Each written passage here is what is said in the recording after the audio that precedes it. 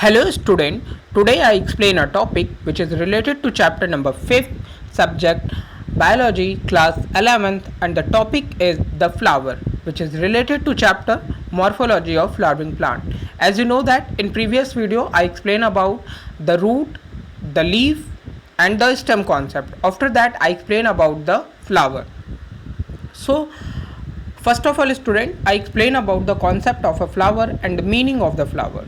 So in this case as you know that worlds में जितने भी प्लांट्स प्रेजेंट हैं उनमें से सिर्फ एंजियोस्पर्मिक प्लांट ग्रुप ही है जिनमें फ्लावर्स का फॉर्मेशन होता है. अदरवाइज जितने भी हमारे प्लांटी ग्रुप में प्रेजेंट थिंग्स हैं लाइक एल्गी है या ब्रायोफाइट्स प्लांट हैं और टेडोफाइट और जिम्नोस्पर्मिक प्लांट, इनमें फ्लावर्स का फॉर्मेशन नहीं होता. सो एंजियोस्पर्मिक प्लांट्स में फ्लावर प्रेजेंट होना ये एक कैरेक्टरिस्टिक फीचर है एंजियोस्पर्मिक प्लांट्स का. और अगर हम फ्लावर के बारे में बोले तो फ्लावर एक सेक्सुअल रिप्रोडक्शन का रिप्रेजेंटेटिव ऑर्गन भी है. सो प्लांट्स में या एंजियोस्पर्मिक प्लांट्स में जो सेक्सुअल रिप्रोडक्शन की प्रोसेस है वो फ्लावर में ही होती है क्योंकि फ्लावर में ही रिप्रोडक्टिव स्ट्रक्चर प्रेजेंट होते हैं. और अगर हम दूसरी बातें करें तो एज यू नो दैट कि हम बोलते हैं कि एक प्लांट्स में दो स्ट्रक्चर प्रेजेंट होते हैं, एक वेजिटेटिव स्ट्रक्चर होता है and another is a reproductive structure. So flower is a part of a reproductive structure of a plant because they contain reproductive structure of the plant. So here overall I explain about the fact related the flower concept.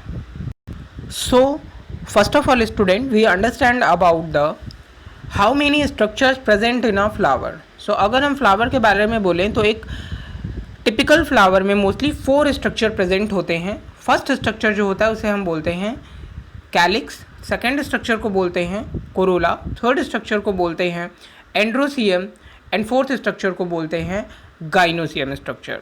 सो इनके बारे में और concepts को understand करेंगे और इन्हें understand कर. So for this understanding first of all student, आप एक फ्लावर को इमेजिन कर सकते हैं जैसे आप समझें कि ये एक रियल फ्लावर है. ओके और अब इस रियल फ्लावर में आपको इसे क्या करना है, अंडरस्टैंड करना है इनके स्ट्रक्चर को. सो आप किसी फ्लावर को देखते हो तो वो उस फ्लावर में मोस्टली एक टिपिकल फ्लावर में 4 होर्ल प्रेजेंट होते हैं. सो जो फर्स्ट होर्ल होता है या प्लांट्स में जो फर्स्ट स्ट्रक्चर प्रेजेंट होता है उसे हम बोलते हैं कैलिक्स. सो ये जो आपको ग्रीन कलर का स्ट्रक्चर एक फ्लावर में जो नीचे लगा हुआ ग्रीन कलर का स्ट्रक्चर आपको दिखाई देता है उसे हम बोलते हैं कैलिक्स स्ट्रक्चर और इसकी जो यूनिट होती है उसे बोलते हैं सेपल. दैट्स मीन्स कि ओवरऑल अगर एक फ्लावर में आपने 5 इस टाइप के स्ट्रक्चर ग्रीन कलर के स्ट्रक्चर आप यहाँ पर देख रहे हो.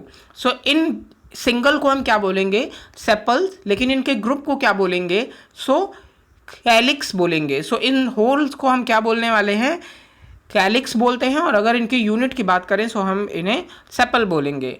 नेक्स्ट वन की बात करेंगे. सो ग्रीन स्ट्रक्चर को अगर आपने रिमूव किया सो जो सेकंड स्ट्रक्चर आपको दिखने वाला है वो दिखने वाला है कोरोला का. कोरोला जो है वो प्लांट्स में कलर्ड पार्ट होता है जो कि white, green, yellow, pink, reddish किसी भी कलर के हो सकते हैं. सो अगर इनके बारे में बोले तो कोरोला सेकेंड होर्ल होता है फ्लावरिंग प्लांट्स में एक टिपिकल फ्लावर में और इसकी जो यूनिट होती है वो होती है पेटल के स्ट्रक्चर्स होते हैं इनकी यूनिट. सो ये यहाँ पे इनकी यूनिट हो जाएंगे जो कि आपको यहाँ पे पिंक कलर के शो हो रहे हैं.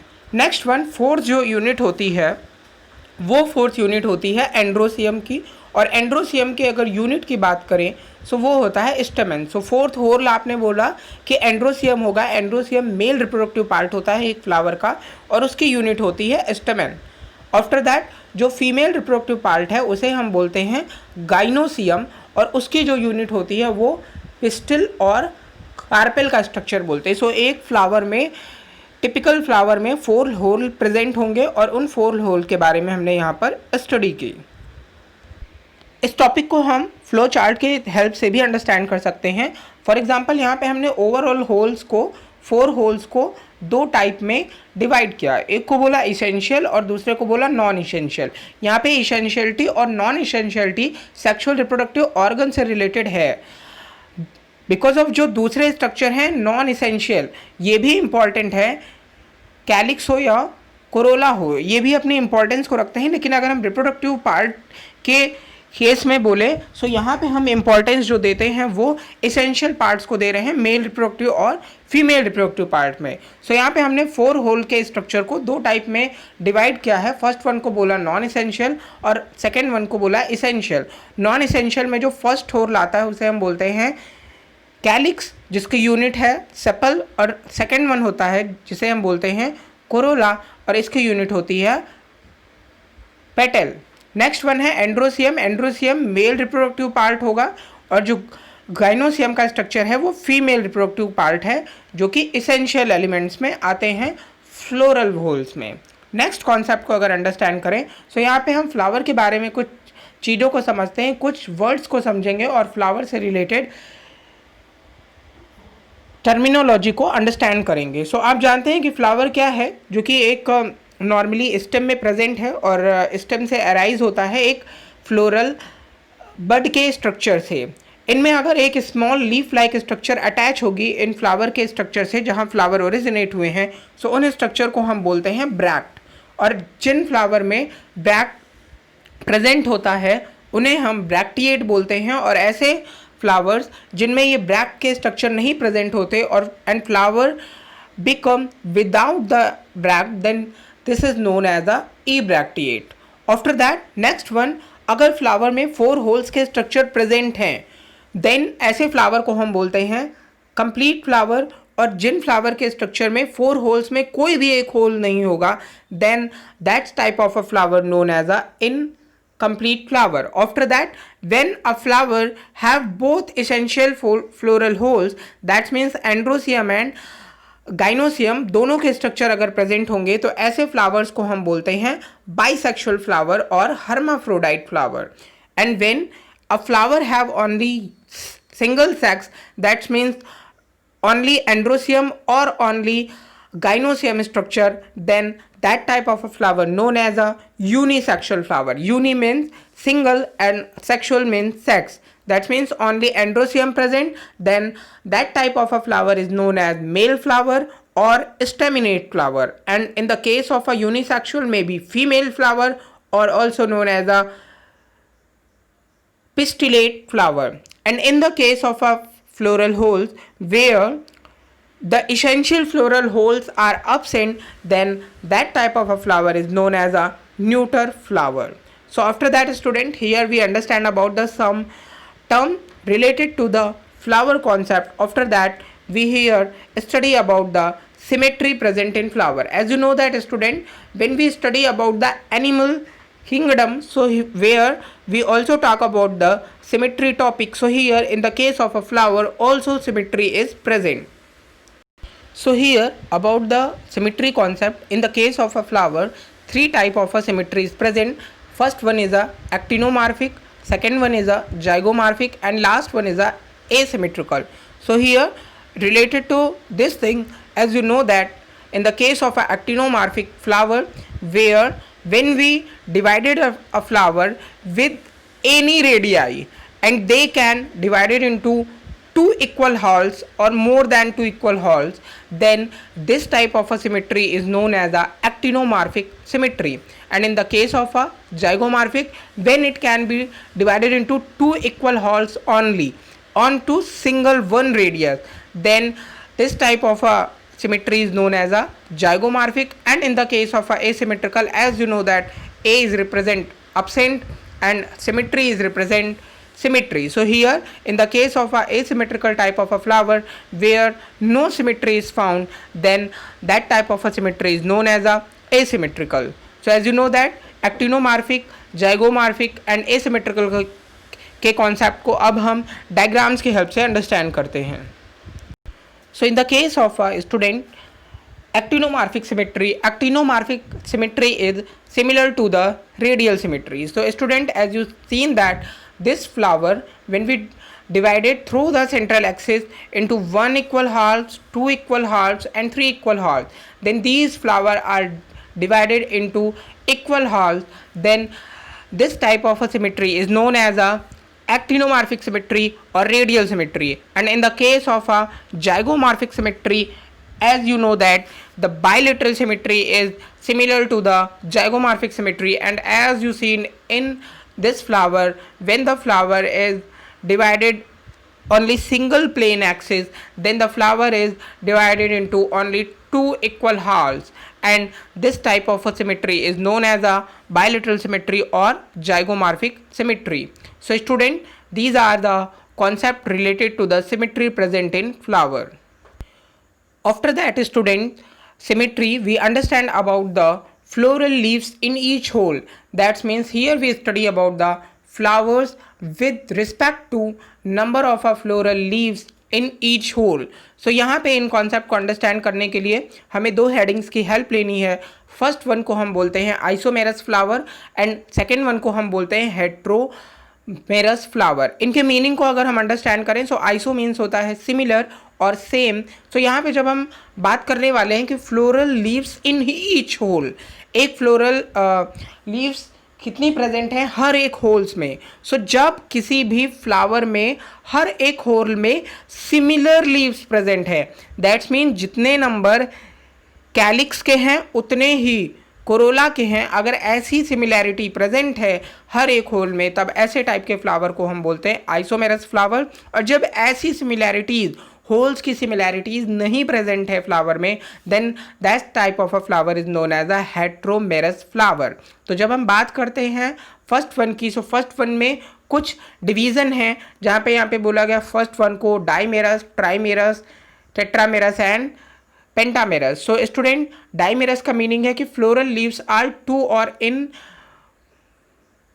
Multiples of. सो यहाँ पे अगर हम इस कॉन्सेप्ट को समझे कि जितने भी होल्स प्रेजेंट हैं वो नंबर ऑफ 2 में प्रेजेंट है. कैलिक्स अगर 2 प्रेजेंट है, सो कोरोला भी 2 ही प्रेजेंट होंगे. दैट मीन सेपल अगर 2 है तो पेटल भी 2 ही प्रेजेंट है. ट्राइमेरस के बारे में अगर मैं बोलूँ तो यहाँ पे फ्लोरल लीव्स आर 3 और इन दिस. सो यहाँ पे आप 3 की सिचुएशन में बोल रहे हैं कि कैलिक्स में सेपल्स जो प्रेजेंट है वो नंबर इन 3 में प्रेजेंट हैं और कोरोला भी नंबर इन 3 में ही प्रेजेंट होंगे. सो सारी यूनिट, सारे होल्स 3 नंबर्स में प्रेजेंट है.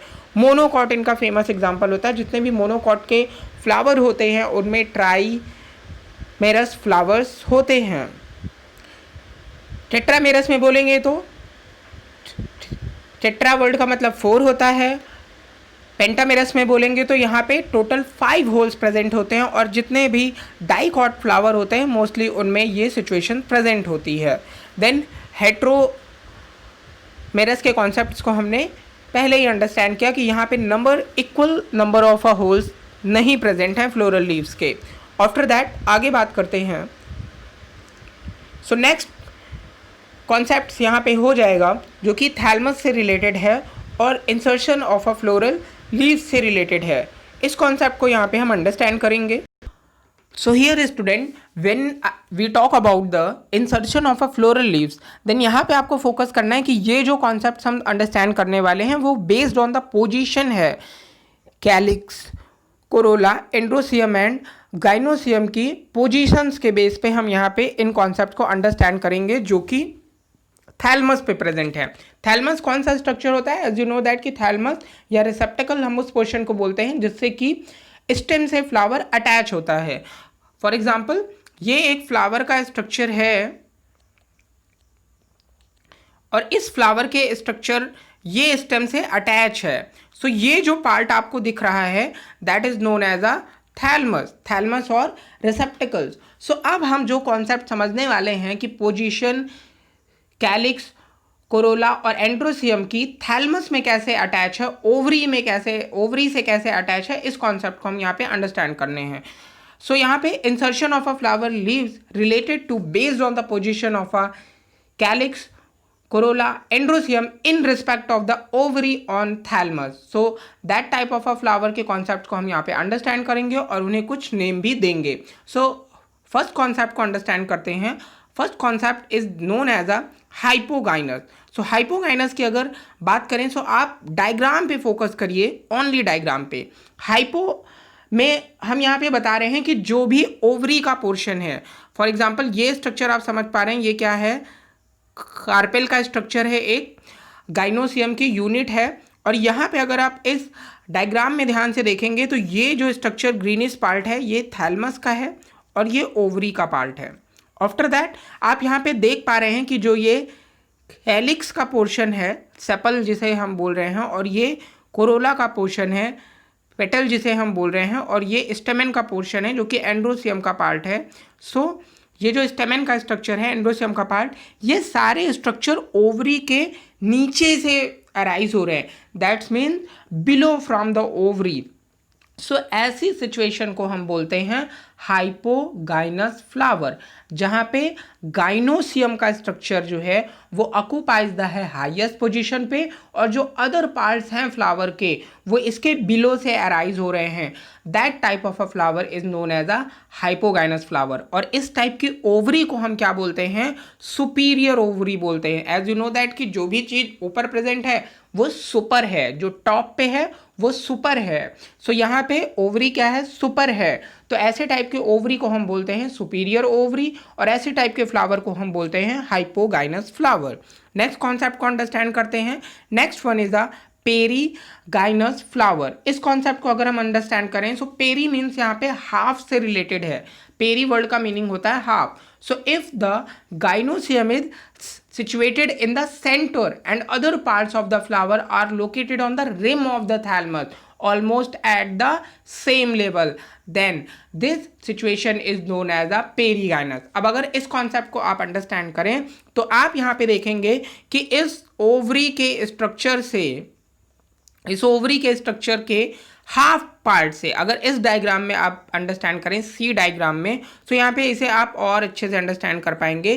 फॉर एग्जांपल यहाँ पे आप देखें, सो यहाँ पे ये हाफ, मतलब ये इंटर लेवल से अराइज हो रहा है।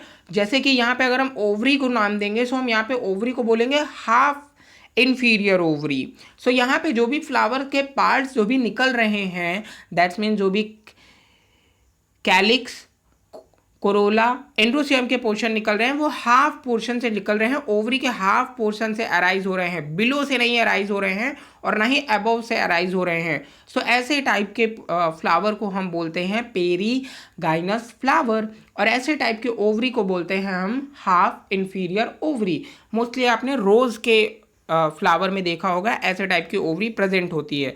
अगर हम फर्स्ट वन के हाइपोगाइनस फ्लावर के एग्जांपल्स को समझें तो यहाँ पे ब्रिंजल, बैंगन का जो फ्लावर है, सरसों का फ्लावर है, और चाइना रोज का जो फ्लावर है, गुड़हल का फ्लावर, वो इनके हाइपोगाइनस ओवरी के एग्जांपल होंगे। पेरीगाइनस ओवरी के एग्जांपल्स की बात करें, so rose, pea and bean is a example of a perigynous, and last one is a epigynous. अब दो कॉन्सेप्ट क्योंकि हम समझ चुके हैं, सो थर्ड कॉन्सेप्ट आप बड़े आराम से समझ सकते हो कि एक में हमने फ्लोरल पार्ट्स को ओवरी के बिलो साइड से अराइज किया था, सेकेंड वन को हमने बीच के पोर्शन से अराइज किया है। अब थर्ड वन का मतलब क्या होगा कि वो ओवरी के अबव से अराइज होने वाले हैं। So where the ovary present in below side and all the parts of a flower, rest part of the flower arise above the ovary, then that type of a flower is known as the epigynous flower। और ऐसे type के ovary को हम क्या बोलते हैं? Inferior ovary बोलते हैं, और इनका बेसिक एग्जाम्पल हो जाता है सनफ्लावर एंड गुआवा। सो ये तो कॉन्सेप्ट थे कि हमने इन फ्लावर्स को समझा बेस्ड ऑन द पोजीशन के बेस पे ओवरी और थैलमस पे। सो इन कॉन्सेप्ट के बाद नेक्स्ट टॉपिक को अंडरस्टैंड करेंगे। And here student we understand about the concept of the whorl. अभी हम क्या करने वाले हैं, जितने भी हमने पार्ट्स पढ़े थे, मोस्टली 4 पार्ट्स की बात की थी, 4 होल की बात की थी, calyx, corolla, androecium and gynoecium structure. अब हम इन्हें सेपरेटली यहाँ पे अंडरस्टैंड करने वाले हैं। So student as you know that कि कैलिक्स का स्ट्रक्चर जो है वो सबसे आउटर स्ट्रक्चर है। So first one is the outermost whorl of the flower. Second, mostly ये ग्रीन कलर में होते हैं और इन्हें हम क्या बोलते हैं? सेपल बोलते हैं। अगर सारे सेपल्स के स्ट्रक्चर फ्लावर में फ्री हैं, दैट्स मीन्स कि अगर आपने बोला कि एक सेपल ऐसे है, देन सेकेंड वन ऐसे अराइज हो रहा है, थर्ड वन ऐसे अराइज हो रहा है, दैट्स मीन्स कि ये फ्री स्ट्रक्चर अगर प्रेजेंट है, देन ऐसी सिचुएशंस को हम बोलते हैं पॉलीसेपलस। पॉली मीन्स होता है फ्री, सेपलस मतलब सेपल। सेपल्स कैसे हैं? फ्री है। एंड ब्रेसिका इसका बेसिक एग्जाम्पल हो जाएगा। ब्रेसिका कैम्पेस्ट्रिस सरसों के प्लांट का बॉटेनिकल नेम है। और ब्रेसिका की दूसरी भी स्पीसीज है, ब्रेसिका ओलिरेशिया। सो बहुत से एग्जाम्पल इनमें ब्रेसिका में है, बहुत से एग्जाम्पल आ जाएंगे। फैमिली ब्रेसिकेसी होगी। देन सेपल्स में अगर सेकेंड कॉन्सेप्ट को समझें, अगर सेपल के स्ट्रक्चर फ्यूज्ड है, इन्हें भी आप टर्म से समझिए। गैमोज वर्ड का मतलब होता है फ्यूज्ड, एंड सेपलस में sepal, that's means gamosepalous, that means fused sepal. ऐसे फ्लावर जिनमें सेपल्स फ्यूज्ड है, सो उन्हें हम बोलते हैं गैमोसेपलस। सो इसका एग्जाम्पल हो जाएगा चाइना रोज। थर्ड वन को समझते हैं। सेपल्स के structure caducous, deciduous and persistence. इनका मतलब क्या होता है कि अगर सेपल के structure fall off as soon as the flower open, जैसे फ्लावर ओपन हो वैसे ही वो क्या है, गिर जाते हैं, फॉल हो जाते हैं, देन ऐसे टाइप के सेपल्स को हम बोलते हैं कैडुकस। और डेसिडुअस का मीनिंग है कि किसी एक पर्टिकुलर सीजन में sepals survive till the withering of a petals, then ऐसे टाइप को हम क्या बोलेंगे, डेसिडुअस। और परसिस्टेंस का मीनिंग होता है कि जब तक फ्रूट्स का फॉर्मेशन ना हो जाए तब तक अगर किसी फ्लावर में सेपल्स के स्ट्रक्चर प्रेजेंट है, then this is known as the persistence. तो ये तो हो गए इनके फ्लावर में प्रेजेंट होने के ड्यूरेशंस के बेस पे हमने यहाँ पे सेपल्स को नेम दिया। उसके बाद हम फंक्शंस की बात करेंगे। सो प्रोटेक्शन का फंक्शन, क्योंकि आउटर मोस्ट है, प्रोटेक्शन का फंक्शन करेगा। ग्रीन इन कलर है, सो फोटोसिंथेसिस का फंक्शन करेगा। देन अगर ये ग्रीन कलर के हैं, देन हम इसे नाम देते हैं पेटेलॉइड। जैसे सेपल्स अगर प्रेजेंट हैं तो ये क्या करते हैं, इंसेक्ट को अट्रैक्ट करने का वर्क भी करते हैं, तो ये भी इनका पॉलिनेशन में इनका इंपॉर्टेंट रोल होगा। देन अगर ये हेयर प्रेजेंट है, सो ये फ्रूट को डिस्पर्स करने में भी हेल्प करते हैं। सो ये तो इनके फंक्शन हो गए। हमने फर्स्ट होल के कॉन्सेप्ट को अंडरस्टैंड किया। सेकेंड होल के कॉन्सेप्ट की बात करें, सो आता है कोरोला। सेकेंड होल जो है फ्लावर का वो है कोरोला, और ये लार्जर पार्ट होता है और कैलिक्स के अंदर प्रेजेंट होता है। सो इनर पार्ट हमने बोला इसे। देन यहाँ पे जो मेन फैक्ट इससे रिलेटेड होंगे वो ये होंगे कि individual member of the flower are called as a petal. और अगर हम सिंगल यूनिट की बात करेंगे, सो इसकी यूनिट हो जाएगी पेटल। और ये बहुत ही कलरफुल होते हैं और स्मेलफुल भी होते हैं। सो ये इनका नेचर है और फीचर है। पेटल्स के केस में भी हम वैसे ही बोलेंगे कि अगर ये फ्री है तो इन्हें हम बोलेंगे पॉली पेटलस। अब देखिए यहाँ पे टर्म क्या है, पॉली का मतलब होता है फ्री, पेटलस वर्ड का मतलब क्या है, पेटल है। सेम ऐसे ही क्या हो जाएगा, गैमोसेपलस पेटलस। तो यहाँ पे आप क्या बोलेंगे, गैमोज मतलब फ्यूज्ड, और नेक्स्ट वन आपने बोला कि इसे हमने क्या बोला है, पेटल बोला है। सो ऐसे जिनमें ये सारे स्ट्रक्चर कैसे हैं, फ्यूज्ड हैं। देन उसके बाद इनके अगर फंक्शन के कॉन्सेप्ट को हम अंडरस्टैंड करेंगे, सो इनका मोस्टली फंक्शन है अट्रैक्शन का, कि ये बर्ड या इंसेक्ट को अट्रैक्ट करते हैं पॉलिनेशन के प्रोसेस में। उसके साथ ही साथ ये ट्यूब्यूलर भी होते हैं, जहाँ पे ये स्टोर करते हैं नेक्टर के स्ट्रक्चर को, जिससे कि जो भी हनी बी है या जो भी इंसेक्ट्स हैं वो अट्रैक्ट हों फॉर द फूड के रीज़न की वजह से। एंड देन ये प्रोटेक्शन भी प्रोवाइड करता है जो भी इनर इसेंशियल होल हैं, दैट मीन्स एंड्रोसियम और गाइनोसियम के स्ट्रक्चर को। सो ये कॉन्सेप्ट भी हमने अंडरस्टैंड किया कोरोला से related. And then next concept को अंडरस्टैंड करेंगे। अगला स्ट्रक्चर यहाँ पे होगा पेरियंथ का। पेरियंथ के बारे में हम बोलते हैं जहाँ पे हम फ्लावर में कैलिक्स और कोरोला में डिफ्रेंशिएट ना कर पाएँ, वो दोनों सिमिलर स्ट्रक्चर ही दिखाई दे हमें, देन ऐसे टाइप के स्ट्रक्चर को हम बोलते हैं पेरियंथ। दैट मीन्स ऐसे फ्लावर जिनमें कैलिक्स और कोरोला के स्ट्रक्चर सिमिलर हैं, जिनमें हम डिफरेंस ही ना कर पाएँ, और वहाँ पे हम उन्हें बोलते हैं पेरियंथ का स्ट्रक्चर। और इसकी जो यूनिट होती है वो यूनिट होती है टेपल्स। देन उसके बाद अगर ये फ्री है तो इन्हें हम बोलेंगे पॉलीफिलस, और अगर ये फ्यूज्ड है तो इन्हें बोलेंगे गैमोफिलस। टेपल्स अगर ग्रीन स्ट्रक्चर में है तो इन्हें बोलेंगे सेपेलॉइड, और अगर ये कलर्ड स्ट्रक्चर में है तो इन्हें हम बोलेंगे पेटेलॉइड। देन फंक्शन के बारे में बोलेंगे तो ये प्रोटेक्शन प्रोवाइड करेंगे, फोटोसिंथेसिस करेंगे और पॉलिनेशन के लिए अट्रैक्ट भी करेंगे। सो ये तो फैक्ट रिलेटेड हुए पेरियन से। अगले कॉन्सेप्ट्स की अगर मैं बात करूं तो ये बहुत ही इंपॉर्टेंट कॉन्सेप्ट होगा जो कि रिलेटेड है फ्लावर से, और इसका नाम है aestivation. So as you know that student, aestivation के मीनिंग को अगर हम समझे सो ये होता है arrangement of a sepal and petals in floral bud. That's means कि एक फ्लावर के स्ट्रक्चर में कैसा अरेंजमेंट प्रेजेंट है कैलिक्स और कोरोला के स्ट्रक्चर का, या फिर सेपल और पेटल के स्ट्रक्चर का। इस कॉन्सेप्ट को हम क्या बोलते हैं? Aestivation. So arrangement of the sepal और petals in floral bud is known as a aestivation. So in aestivations की अगर हम बात करें सो मोस्टली 4 टाइप के एस्टिवेशन प्रेजेंट होते हैं फ्लावर में: valvate, twisted, imbricate and vexillary. वैसे होते हैं 5 टाइप के। एक और होता है क्विंक्विंसियल, लेकिन वो आपके सिलेबस में नहीं है, 11th के सिलेबस में नहीं है। सो यहाँ पे हम सिर्फ 4 टाइप के ही होल्स की स्टडी करेंगे, 4 टाइप के ही एस्टिवेशन की स्टडी करेंगे, और वो हैं velvet, twisted, imbricate and vexillary. So start करते हैं। फर्स्ट वन है वेलवेट। वेलवेट एस्टिवेशन का मीनिंग है जब जितने भी सेपल या पेटल के स्ट्रक्चर हैं वो क्लोज कॉन्टैक्ट होते हैं, lie close to each other but do not overlap. That's means, फिर से कॉन्सेप्ट को अंडरस्टैंड करिएगा, जितने भी सेपल्स या पेटल के स्ट्रक्चर हैं वो एक दूसरे से क्लोजली कनेक्ट हैं लेकिन एक दूसरे को ओवरलैप नहीं करते हैं, देन ऐसे टाइप के एस्टिवेशन को हम बोलते हैं वेलवेट। फॉर एग्जांपल यहाँ पे आप समझिए, अगर आपने बोला ये एक होल प्रेजेंट है, आप इसे सेपल मान सकते हो, then second whorl, third whorl, fourth whorl, fifth whorl, मतलब क्या हुआ? होल, सॉरी यहाँ पे होल नहीं बोलेंगे हम लोग, यहाँ पे बोलेंगे कि जो भी पेटल्स के स्ट्रक्चर हैं।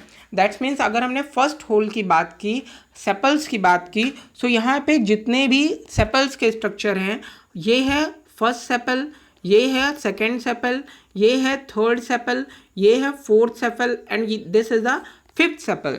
Then these fifth sepals are close contact but not overlap. एक दूसरे को ओवरलैप नहीं कर रहे हैं, एक दूसरे के क्लोजली कॉन्टैक्ट में प्रेजेंट है, then that type of aestivation is known as the valvate aestivation. और इसका बेसिक एग्जांपल क्या होता है? डेटूरा होता है, धतूरा जिसे आप जानते हैं। सो that is a basic example. Second one की बात करेंगे, सो यहाँ पे हम बोलेंगे ट्विस्टेड एस्टिवेशन की बात करेंगे। यहाँ पे आप वर्ड से समझ पा रहे होंगे कि इसका मीनिंग क्या होगा। यहाँ पे एक सेपल या पेटल की मार्जिन दूसरे को ओवरलैप करेगी। दैट्स मीन्स अगर हम यहाँ पे इस कॉन्सेप्ट को समझें तो अगर आप फर्स्ट होल को देखिए, फर्स्ट सेपल को देखिए, यहाँ पे फॉर एग्जांपल ये है फर्स्ट सेपल का स्ट्रक्चर, ये सेकेंड सेपल है, then this is a third, fourth and last one is a fifth. अब यहाँ पे अगर इन स्ट्रक्चर को आप देखेंगे ध्यान से, सो फर्स्ट स्ट्रक्चर का एक एंड फ्री है, अबव साइड में प्रेजेंट है, और दूसरे में बिलो साइड में प्रेजेंट है। सो फर्स्ट में अबव साइड में और सेकंड में वो बिलो साइड में प्रेजेंट है। That means one margin is inward and overlapped, other margin is outward and overlaps the margin of adjacent one. That type of aestivation is known as a twisted aestivation. एक end totally free है और जो कि above side में present है, और जो second and है वो ओवरलैप है दूसरे सेपल के मार्जिन के स्ट्रक्चर से। सो ऐसे टाइप में सारे प्रेजेंट होंगे। आप first, second, third, fourth, fifth जितने भी आप सेपल के स्ट्रक्चर को देखोगे वो सब एक दूसरे से ओवरलैप्ड हैं। और इन सिचुएशन को फ्लावर में अगर आप देखो तो इस डायग्राम से अंडरस्टैंड कर सकते हो। चाइना रोज इसका बेसिक एग्जाम्पल होता है। देन आफ्टर दैट हम थर्ड वन की बात करते हैं, इम्ब्रिकेट। इम्ब्रिकेट में होता है मैनर वन सेपल और petal structure is overlap at both margin and one sepal और petal structure overlaps at both margin. Rest of the sepals are like a twisted, that means इसे आप कैसे examples में समझोगे? सो इसे ऐसे समझिए, एक सेपल या पेटल का स्ट्रक्चर टोटली टोटली कैसा होगा? ओवरलैप होगा बोथ मार्जिन पे।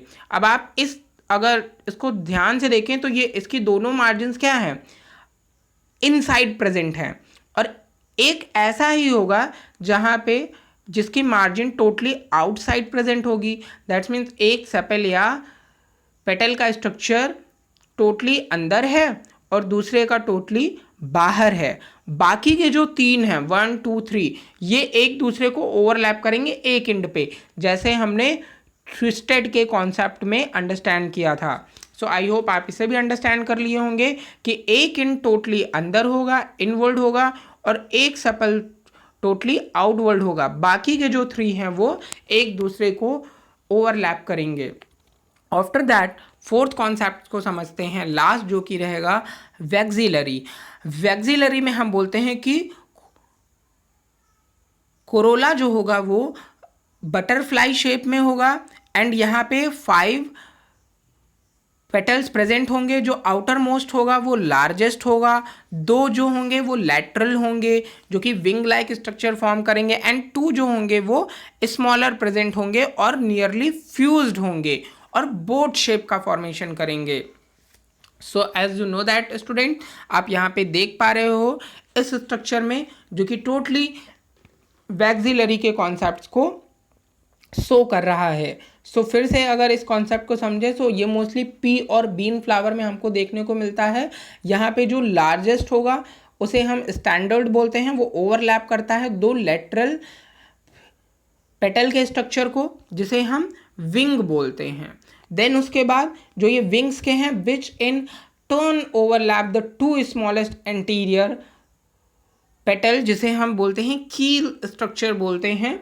एंड इस टाइप के एस्टिवेशन को हम वैक्सिलरी बोलते हैं या पैपिलियोनेशियस बोलते हैं, क्योंकि ये पैपिलियोनेसी फैमिली में ही देखने को मिलता है, या पी फैमिली भी आप बोल सकते हो, उनमें ही हमको मोस्टली देखने को मिलता है। So that is a overall fact related to student concept of the aestivation.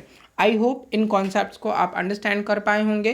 Then अगर नेक्स्ट टॉपिक्स की बात करूँ मैं, सो ये यहाँ पे ओवरऑल स्ट्रक्चर्स आप देख पा रहे हैं, ये है velvet, twisted, imbricate and vexillary. So I hope student you all are understand about these topics which we study here. So after that the rest part, which is a mostly androecium, gynoecium and placentation topic, which we study in the next video. So I hope students you all are understand about these concepts which I prefer in this video. So thank you.